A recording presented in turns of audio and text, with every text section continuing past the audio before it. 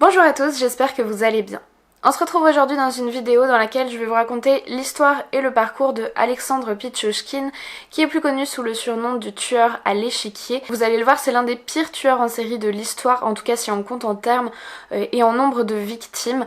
Donc je vous laisse vous installer bien confortablement, éteindre vos lumières et une fois que vous êtes prêts, c'est parti.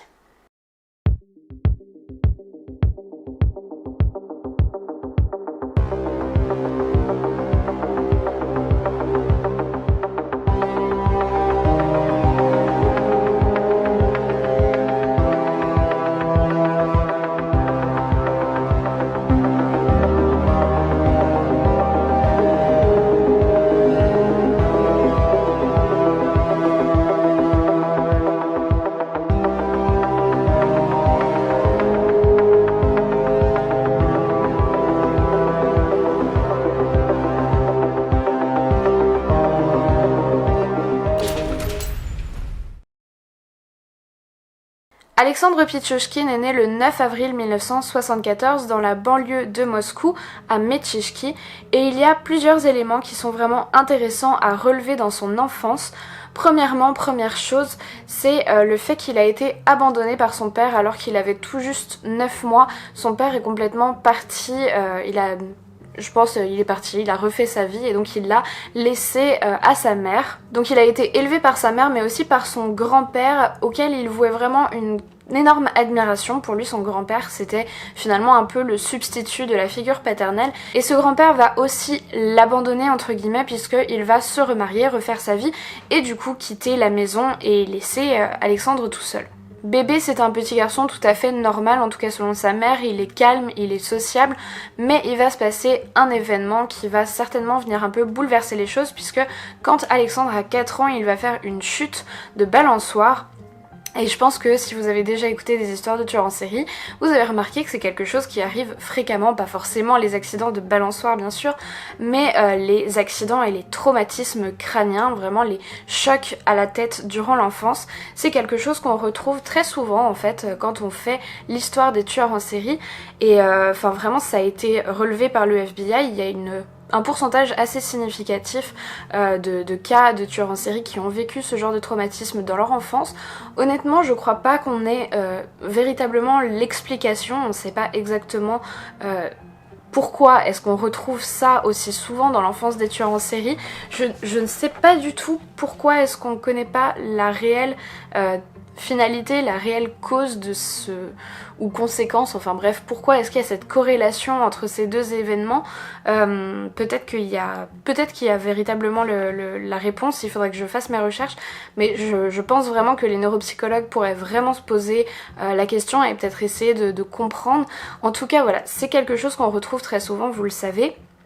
Et c'est le cas pour Alexandre qui a donc eu un accident de balançoire et qui a dû être hospitalisé pendant toute une semaine suite à ce traumatisme crânien là. Du coup on peut vraiment penser que cet accident il a dû laisser des séquelles à Alexandre Pietchochkin, qu'elles soient physiques, physiologiques au niveau cérébral, peut-être des lésions, ou psychologique, peut-être un état de stress post-traumatique par exemple, qui aurait été mal géré. En tout cas, je pense qu'il y a forcément eu des séquelles et suite à cet accident, eh bien, Alexandre a dû rentrer dans une école spécialisée pour les enfants handicapés. Il avait aussi des difficultés orthophoniques, notamment la prononciation des S et des CH qui étaient, je pense, un peu mélangées. Et du coup, sa mère a décidé de l'inscrire dans un internat spécialisé pour prendre en charge les enfants qui avaient des difficultés orthophoniques et du coup qui avaient des professeurs beaucoup plus spécialisés et adaptés pour traiter ces problèmes-là. On sait aussi que durant son enfance, Alexandre Pietchochkin va participer à un groupe de jeunesse communiste et puis il va développer différents loisirs, différents attraits. Déjà le premier pour le sport qu'il pratique beaucoup et qu'il aime beaucoup, et puis aussi pour les échecs, et ça visiblement il y jouait beaucoup avec son grand-père. Après son internat, Pietchochkin entreprend une formation de menuisier dans une école professionnelle technique. Son mode de vie, il est un petit peu particulier parce qu'il y a un espèce de drôle d'équilibre qui va commencer à s'installer entre, d'un côté et par moment, des pratiques de sport quand même vraiment intensives, qu'il fait beaucoup et un mode de vie, on va dire, plutôt sain. et à d'autres moments des prises d'alcool très intenses qui durent parfois plusieurs jours où il boit énormément de vodka. Sa mère était au courant de ce problème d'alcoolisme et ça la préoccupait beaucoup, mais il faut savoir qu'à l'époque, pour les jeunes de l'âge d'Alexandre à ce moment-là, l'alcoolisme c'était vraiment un très gros problème. En Russie, c'était très répandu. C'est durant l'été de sa 18e année, en juillet 1992, que Alexandre va commettre son premier meurtre. En fait, il tue un de ses amis, Mikhail Oditchuk, dont le corps ne sera jamais retrouvé. Ces deux garçons-là avaient une amitié un peu particulière et juste avant les faits, ils avaient en fait établi tout un espèce de projet qui était celui de tuer 64 personnes qui correspondait au nombre de cases qu'on trouve sur un jeu d'échiquier. Donc c'était vraiment leur objectif et ils avaient commencé à établir tout un tas de plans, à aller faire des repérages, notamment dans les égouts pour trouver comment se débarrasser des corps. Mais alors qu'est-ce qui s'est passé exactement? On ne sait pas trop. Est-ce que Mikhail s'est d'un seul coup ravisé et a décidé que finalement il n'avait plus envie de le faire? Ou bien est-ce que Alexandre a décidé de passer à l'acte directement sur la victime la plus facile pour lui?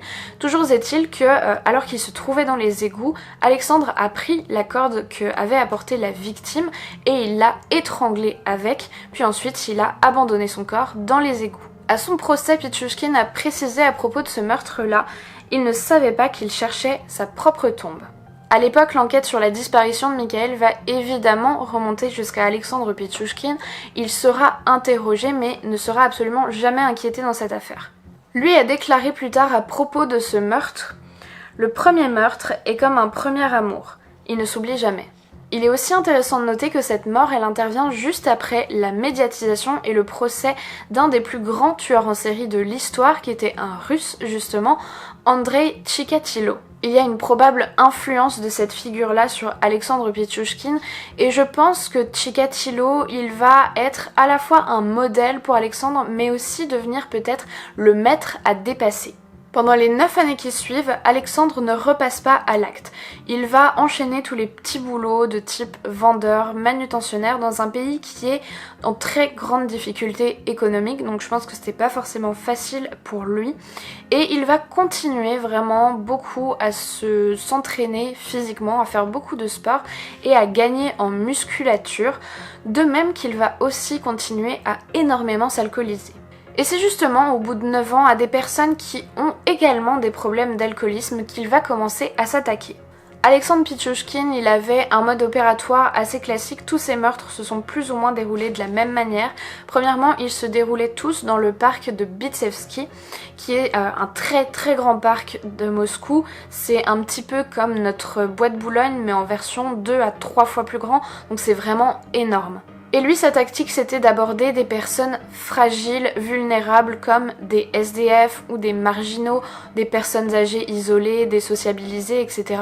Et donc, il allait leur parler et il engageait la conversation, puis il leur proposait de venir boire de la vodka avec lui sur la tombe de son chien qui, disait-il, était enterré quelque part dans le parc. Une fois que les personnes avaient accepté, eh bien tout simplement, il les entraînait à l'écart et c'est là qu'il les attaquait, généralement en les frappant à la tête avec un marteau ou tout simplement avec la bouteille de vodka qu'il tenait à la main. Il a aussi parfois tenté d'autres types de mise à mort comme l'étranglement, comme c'est le cas pour son tout premier meurtre, ou encore il a même essayé de se construire un espèce de pistolet fait maison avec un bout de tuyau, mais très généralement son type d'attaque vraiment classique c'était tout simplement d'assommer sa victime puis de lui fracturer le crâne. Ensuite, il se débarrassait des corps en les jetant dans les égouts. Ça lui permettait vraiment de faire disparaître les corps, de faire disparaître toutes les traces, puisque finalement, certains corps parfois étaient emportés par les égouts et rejetés complètement à l'autre bout de la ville, mais il y en a aussi une bonne partie qui restait coincée dans les égouts, et là, il se faisait, désolé pour les détails, dévorer, manger par les rats, par toutes les bestioles, et finalement, les corps disparaissaient totalement.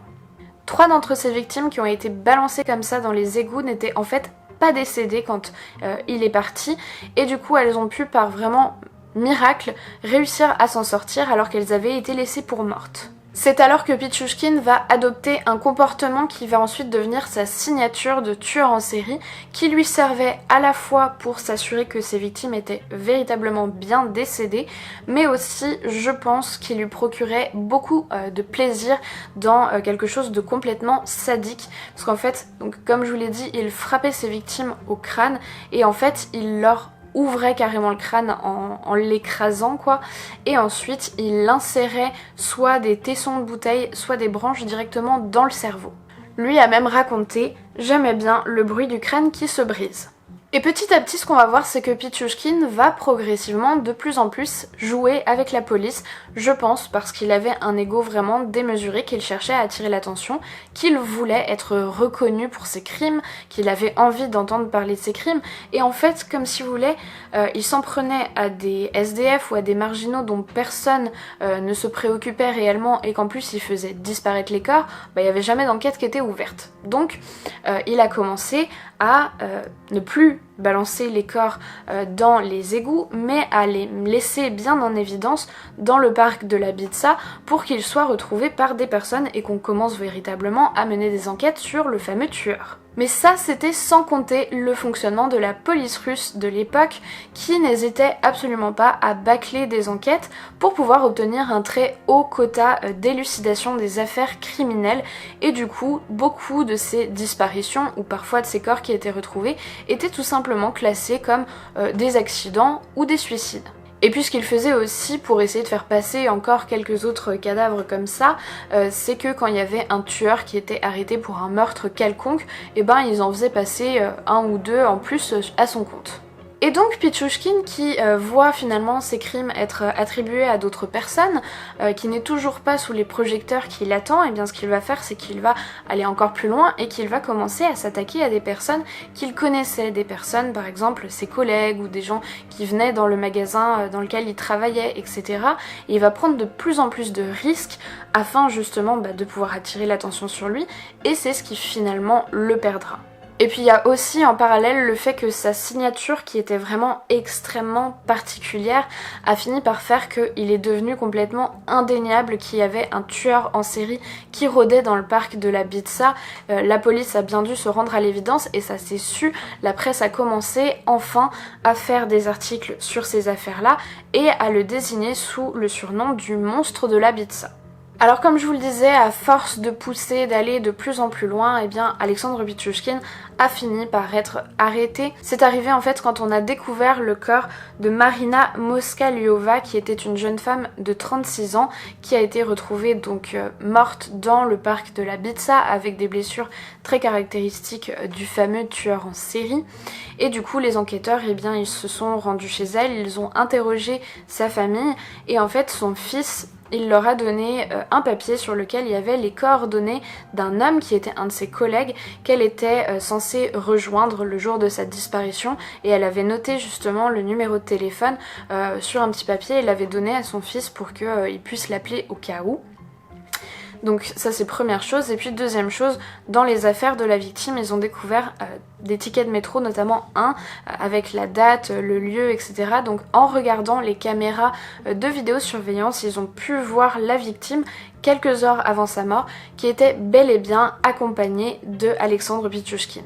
Pichushkin est donc arrêté dès le lendemain, le 16 juin 2006, et son interrogatoire va être filmé et retranscrit à la télévision parce que les enquêteurs ne voulaient vraiment pas qu'on puisse dire qu'ils avaient mené certaines techniques avec lui pour le faire avouer de force, et qu'il avait bel et bien fait ses aveux de son plein gré. Chez sa mère, chez qui il vivait toujours, avec sa sœur, son beau-frère et son neveu aussi, les enquêteurs vont retrouver dans sa chambre un échiquier qu'il a dessiné lui-même à la main, sur lequel il y a donc 64 cases, et une très très grosse majorité de ces cases qui sont cochées avec des noms et des dates. Pichushkin explique qu'il avait pour projet de tuer 64 victimes pour du coup pouvoir remplir totalement un échiquier, et qu'il avait presque réussi puisque lui clame 60 meurtres. Le tueur va alors gagner un nouveau surnom en plus de celui du monstre de la Bitsa, et il devient le fameux tueur à l'échiquier. Mais faute de corps retrouvés et de preuves, la police ne retiendra pas le nombre de 60 meurtres avoués par Pietrushkin et le 24 octobre 2006, il va être inculpé pour 49 meurtres et 3 tentatives d'assassinat. Pietrushkin avait alors 33 ans. Le 13 août 2007 commence son procès. Alexandre Pietrushkin y assiste depuis une sorte de cage en verre qui a été mise pour sa protection et il y a énormément de témoins, de personnes qui vont être appelées à témoigner dans le cadre de ces 49 meurtres et 3 tentatives d'assassinat. Mais Pietrushkin, lui, il s'obstine à demander à ce que le nombre de victimes soit revu à la hausse et pendant son procès, il va s'écrier « Mais puisque je vous ai dit que j'en ai tué 60, ce serait injuste d'oublier les 11 autres. » Reconnu responsable de ses actes par les experts, le tueur est finalement condamné à la peine de prison à perpétuité, dont les 15 premières doivent être faites en isolement le 29 octobre 2007. Et maintenant, si vous le voulez bien, on va explorer un petit peu plus en profondeur la psychologie de Alexandre Pietrushkin. Je vais aborder quelques points que j'ai trouvés en faisant mes recherches et qui, je pense, aident un petit peu plus à comprendre qui il est. Premièrement, au niveau de la sexualité et de ses relations aux autres, je trouve qu'il est important de noter qu'il n'y a aucune relation réellement de petit ami connu à Alexandre Pietrushkin. Donc il est resté officiellement célibataire toute sa vie. Et si vous voulez, la dimension sexuelle n'est pas extrêmement présente dans ces crimes. Il n'y avait pas d'attouchement sur les corps, il n'y avait pas de masturbation, il n'y avait pas d'acte sexuel à proprement parler. Peut-être il y avait une excitation, un petit fond d'excitation sexuelle dans ce qu'il faisait, mais pas qu'on le sache en tout cas. Et je pense vraiment que c'était pas la motivation première de ces crimes. Visiblement, lui, ce qui vraiment l'attirait, c'était la domination, le sentiment de toute puissance. Pour autant, il n'est pas non plus complètement dénué de sexualité, puisque quand les enquêteurs ont été chez lui, ils ont retrouvé beaucoup de contenu pornographique, de films porno plutôt violents.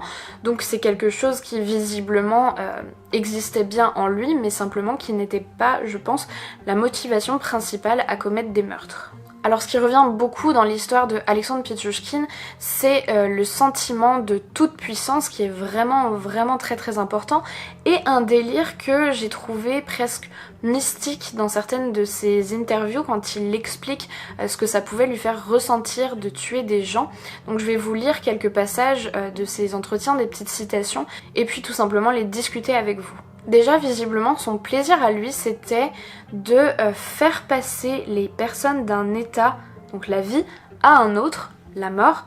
Et il se percevait lui-même, j'ai l'impression, comme un espèce de bras droit de la mort, voire même comme une sorte de divinité, puisqu'il disait ce qui m'intéressait, c'était de collectionner les âmes. Et un peu plus tard, il disait « Je me sentais comme le père de tous ces gens, parce que c'est moi qui leur ouvrais la porte vers un autre monde. » Et puis le 30 octobre 2007, donc le lendemain du verdict de son procès, il a déclaré « J'ai fait ce que j'avais décidé de faire pendant des années. Cela fait maintenant 500 jours que je suis arrêté, et pendant ce temps-là, tous décident de mon destin, policiers, juges, procureurs. Mais moi, j'ai décidé du destin de 60 personnes. Il n'y avait que moi pour être juge, procureur et bourreau. J'ai rempli seul toutes vos fonctions. J'étais presque Dieu. Je décidais qui avait le droit de vivre ou de mourir. Les notions de bien et de mal sont des choses toutes relatives. » Et ce sentiment de toute puissance, je pense qu'il s'est intensifié, il s'est nourri du fait justement qu'il ne se faisait pas attrapé pour les crimes qu'il arrivait toujours plus ou moins à s'en sortir. Je vous rappelle quand même qu'il a fait en moyenne un meurtre par mois pendant 5 ans sans être interpellé et que s'il n'avait pas pris tous les risques qu'il a pris à la fin, il serait peut-être encore en train de continuer. Donc c'est vraiment quelqu'un qui arrivait totalement à échapper à la police.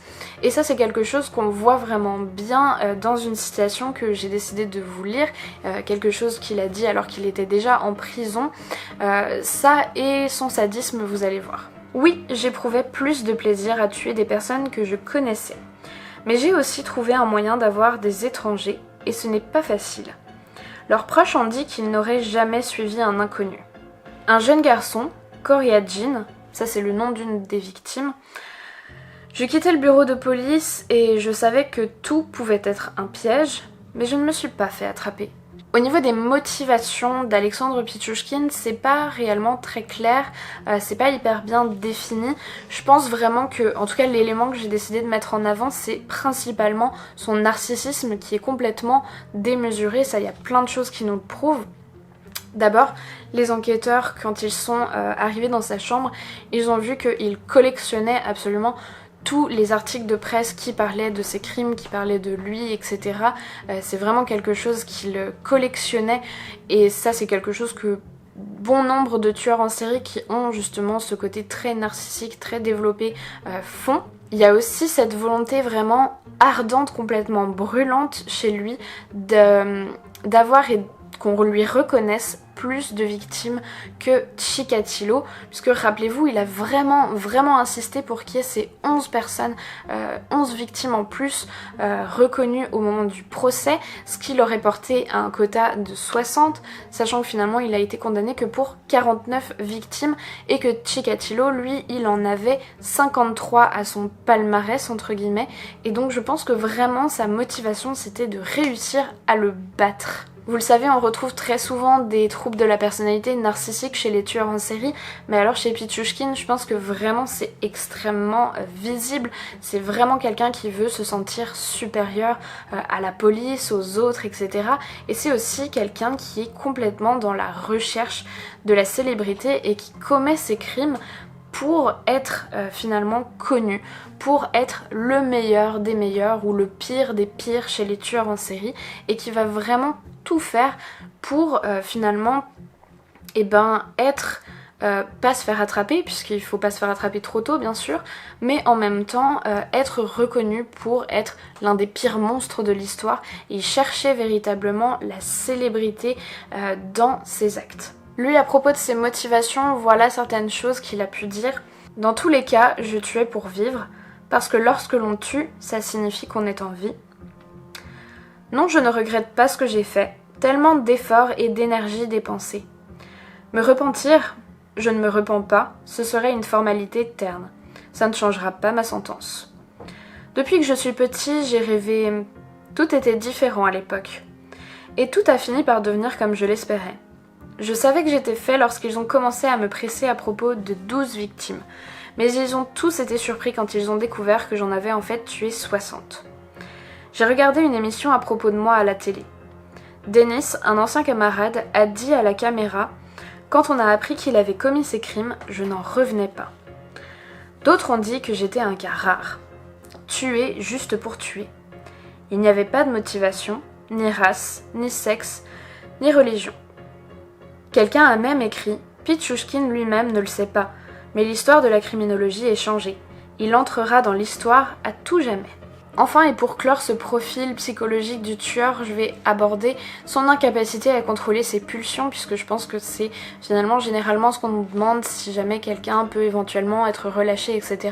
Dans le cas de Pichouchkine, je vous le dis tout de suite, c'est vraiment, je pense, absolument impossible. Il ne sera jamais relâché parce que c'est quelqu'un qui n'aurait jamais arrêté de tuer. Lui, il a dit qu'il voulait faire son échiquier de 64 et puis comme si ça allait mettre fin à tout ça. Mais finalement, il l'a reconnu plus tard, il ne se serait probablement jamais arrêté de tuer. Il était incapable, il était devenu complètement incontrôlable, incapable de s'arrêter. Il était vraiment dans cette recherche constante du toujours plus de victimes, toujours plus de morts, toujours plus d'adrénaline, toujours plus de jeu avec les policiers, toujours plus de risques et il fallait vraiment qu'il soit arrêté parce que lui-même il ne l'aurait pas fait. Et d'ailleurs à ce propos il l'a dit très clairement.